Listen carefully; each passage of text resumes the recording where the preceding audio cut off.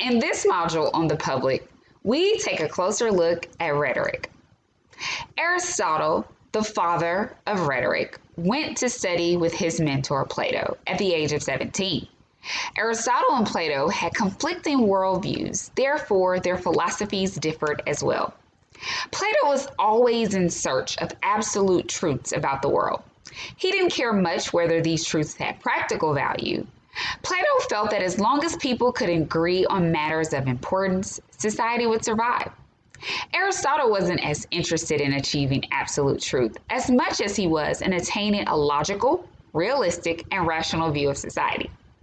Aristotle taught a diverse group of people in Greek society and became known as a man committed to helping the ordinary citizen, at a time a land-owning male.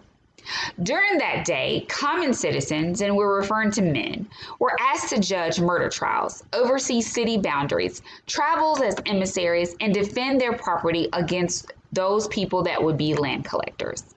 Because there was no professional attorneys at that time, many citizens hired sophists. Sophists are teachers of public speaking to instruct them in basic principles of persuasion. The sophists were teachers that established small schools where they taught students about public speaking process and where they produced public speaking handbooks, which discuss practical ways to become a more effective public speaker. When we think about rhetoric, we need to think about two assumptions.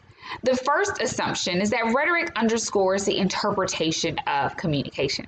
Communication is this transactional process. Speakers should not construct or deliver their speeches without considering their audiences. Speakers need to be audience-centered.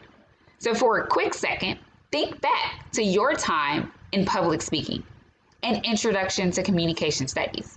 In both of these classes, you focused on rhetoric and what it means to engage in the rhetorical tradition. The second assumption underlying Aristotle's theory pertains to what speakers do in their speech preparation and their speech making. Think back to those outlines that you needed to create when you were engaged in public speaking. Guess what? I have to create an outline for every single speech that I do in my classes, in my trainings, as well as when I get ready to get on television. Aristotle engaged in proofs to refer to the means of persuasion. And for Aristotle, those three proofs exist in this idea of ethos, pathos, and logos. Three areas that are no stranger to anyone in this course.